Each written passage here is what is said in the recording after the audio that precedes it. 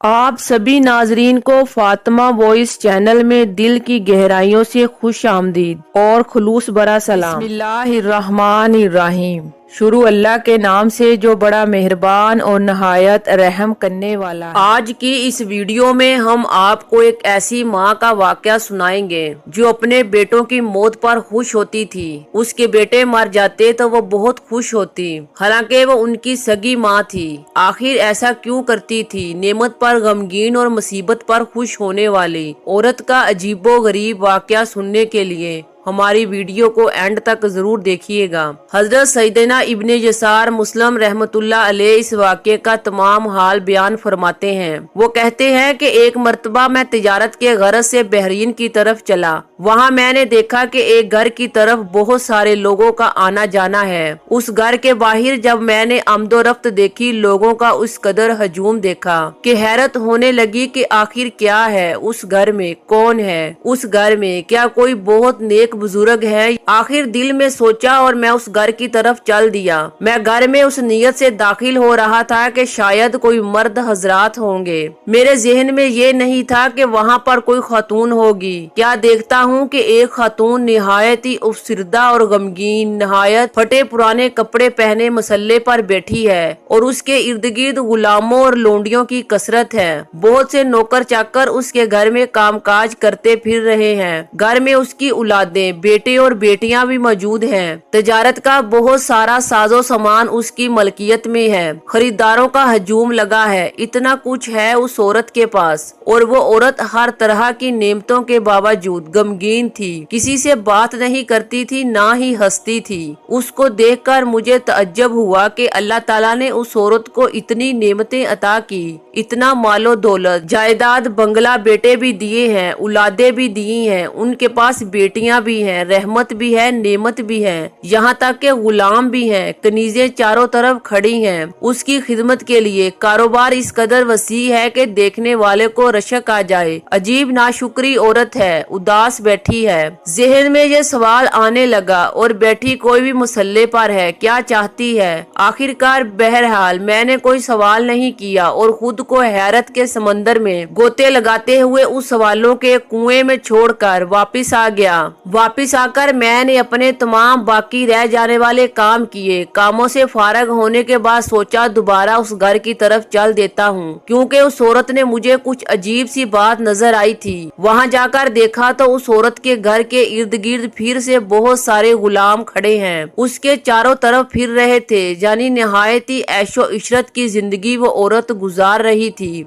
मैं भी उस घर में दाखिल हो गया। उसके बच्चों से इजाजत लेकर कहा कि मैं आपकी वालदा से मिलना चाहता हूँ। कुछ देर बाद मैं उसके घर में दाखिल हुआ और उसके घर में बैठकर उसके आलीशान घर को देख रहा था तो औरत मेरे पास आई और मुझसे अच्छे तरीके से मिली और मेरी खूब अच्छे से मेहमान नवाजी की। उसने मुझसे कहा कि आप यहाँ पर नए लगते हैं। मैंने कहा जी, इस शहर में नया हूँ, तिजारत के सिलसिले में जहाँ आया हुआ हूँ, और आपके घर के इर्द गिर्द इतनी भीड़ देखी तो आपसे मिलने पर मजबूर हो गया। उसने कहा बिल्कुल, आप कभी यहाँ पर दोबारा आए तो हमसे कोई भी काम हो आप यहाँ जरूर आना। हमारे किसी भी किस्म की मदद की जरूरत पड़े तो हमें जरूर बताएं, हमें खुशी होगी। मैंने उसे कोई सवाल नहीं किया, बल्कि मैं वापस अपने शहर चला आया। मेरे दिल में बहुत से सवालात थे, लेकिन मैं पूछ ना सका। वो क्या कहेगी कि अजनबी शख्स मुझ में इतनी दिलचस्पी क्यों ले रहा है। इसलिए मैंने सोचा कि जब मैं दोबारा आऊंगा फिर उससे पूछूंगा। मैं जहां आकर फिर से अपने कामों में मसरूफ हो गया। दोबारा फिर से मेरी ये ख्वाहिश पूरी हो गई। तिजारत के लिए मुझे दोबारा जाना पड़ा। जब मैं दोबारा बहरीन आया और अपने काम निपटा कर जब मैं उस गली में गुजरा जहाँ पर उस औरत का घर था, जब मैंने उस औरत के घर की तरफ देखा तो उसके घर की तरफ देखते ही मुझे हैरत का शदीद झटका लगा। मेरे जहन में था कि वहाँ पर लोगों का रश होगा, लोग मौजूद होंगे, आना जाना लगा होगा घर के अंदर और घर के बाहर, पर ऐसा कुछ भी नहीं था। वहाँ पर कोई भी नहीं था। किसी किस्म की चहल पहल न थी, ना तजारती सामान था, ना गुलाम और ना ही लोंडियां। लोंडियां, कुछ भी नजर नहीं आ रहा था। वहाँ पर पहले जैसा कुछ नहीं था। मैं बड़ा हैरान हुआ।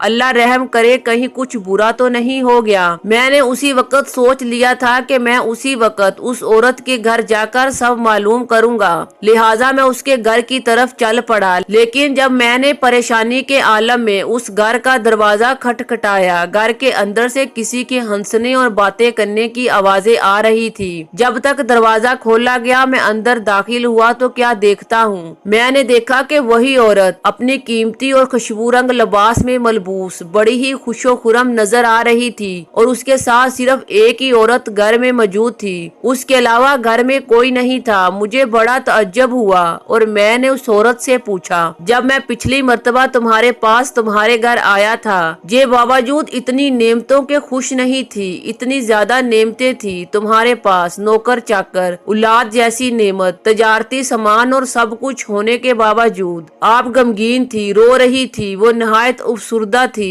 लेकिन अब खादमों, लोंडियों और दौलत की अदम मौजूदगी में और ना ही तुम्हारी औलाद, सब ऐशो इशरत छीन चुकी हैं तुमसे, यानी कुछ भी मौजूद नहीं है तुम्हारे पास, कोई भी नहीं है, औलाद भी नहीं है, ना पैसा है तुम्हारे पास, फिर भी खुश और मुतमिन नजर आ रही हो।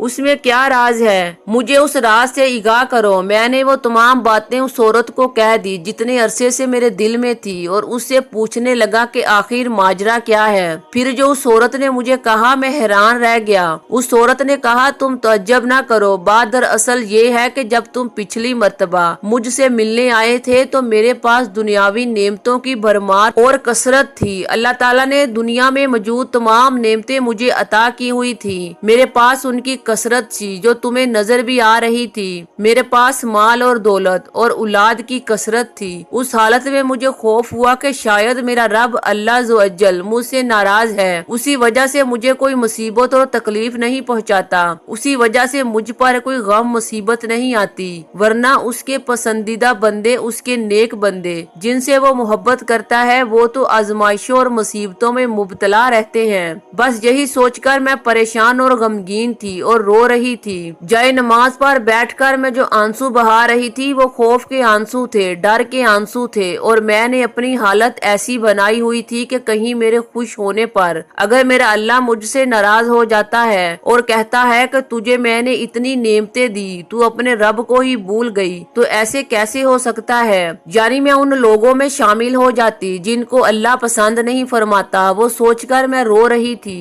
उसके बाद से मेरे माल और औलाद पर मुसलसल मुसीबतें और आजमाइशें टूट पड़ी। मेरा सारा असासा जाया हो गया। मेरी तमाम औलाद, बेटे और बेटियों का इंतकाल हो गया। खादम, लोंडियां, असासे सब जाते रहे। मेरा तजारती कारोबार तबाह हो गया और मेरी तमाम दुनियावी नेमतें मुझसे छीन ली गई। लेकिन मैं अब बहुत खुश हूँ कि मेरा अल्लाह तबारक व तआला शायद मुझको पसंद करता है, उसी वजह से तो मुझ पर आजमाइशें आई, मैं मुसीबतों में मुब्तला हुई, हजरत सईदना अय्यूब अलैहिस्सलाम की तरह। और मेरा तो ये हाल है कि एक मर्तबा मेरी चादर फटी हुई थी, मैंने उसे ठीक करवाया, लेकिन वो मेरी मर्जी के मुताबिक ठीक ना हुई, तो मुझे उस बात ने काफी गमगीन रखा। यानी वो औरत होने पर डर रही थी, खौफजदा हो रही थी कि क्या अल्लाह मुझे पसंद नहीं करता, मुझे इतनी नेमतें दी हुई हैं, औलाद दी हुई है, यानी हर वो नेमत जो इंसान को खुशी में मुब्तला कर दे। औलाद और दौलत इंसान को खुशी में मुब्तला कर देती है। वो कोई उठकर काम ना करे, उसकी खिदमत के लिए चारों तरफ लोग मौजूद हों, उसके घर में लोगों की भीड़ हो, लोग उससे मुतासिर हों, उसे अच्छा समझते हों। ऐसी चीजें तो हर कोई चाहता है, ऐसी खुशी तो हर कोई मांगता है। अजीब औरत थी हजरत अय्यूब अलैहिस्सलाम, अल्लाह ताला के नबी। उनके अंदर सब्र और शुक्र की आदत थी। अल्लाह ताला ने जब उनको बीमारी दी तो अल्लाह ताला का शुक्र अदा किया, ना शुक्री की, ना के मायूसी का शिकार हुए और ना ही ये कहा कि अल्लाह तूने मेरे साथ किस मुसीबत में मुब्तला कर दिया। और वो औरत जिससे सब कुछ छीन लिया गया फिर भी मुतमईन थी कि अब मेरा रब मुझसे राजी है। यानी बंदे पर मुसीबत आना इसलिए होता है कि अल्लाह ताला अपने बंदे को आजमाना चाहता है कि वो इस मुसीबत में कितना सब्र सब्र और शुक्र करता है और फिर उसके गिर्द लोग भी तो ऐसे मौजूद होते हैं जो शर फैलाते हैं, शैतान भी उनको धम करता है। लेकिन इंसान को सब्र और तहम्मुल से काम लेना चाहिए। उनसे दुनियावी नेमतें भी छीन ली जाती हैं। ये अल्लाह की तरफ से अपने नेक बंदों पर आजमाइशें होती हैं। और फिर अल्लाह ताला फरमाता है कि ऐ मेरे बंदे, अब बता मुझे तुझसे मोहब्बत नहीं है क्या? मुझे तुझसे मोहब्बत नहीं, 70 माओं से ज्यादा मोहब्बत करने वाला रब क्या अपने बंदों से नेमतें छीन कर खुश होगा? नहीं, बल्कि वो देखेगा कि उसका बंदा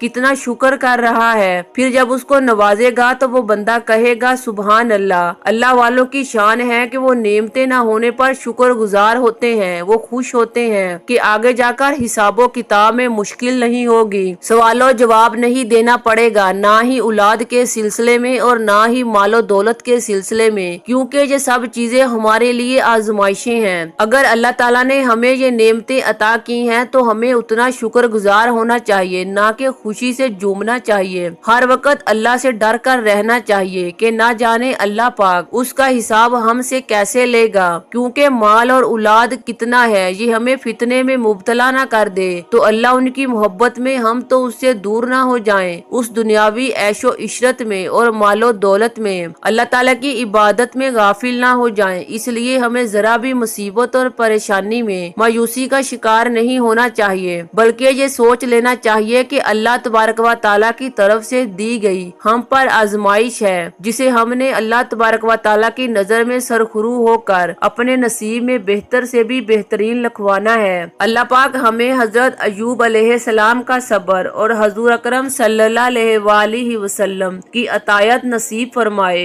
नेकी और सवाब की नीयत से इस वीडियो को आगे भी शेयर कीजिएगा। उम्मीद करती हूँ आज की वीडियो आपको पसंद आई होगी। वीडियो को लाइक और शेयर जरूर कीजिएगा।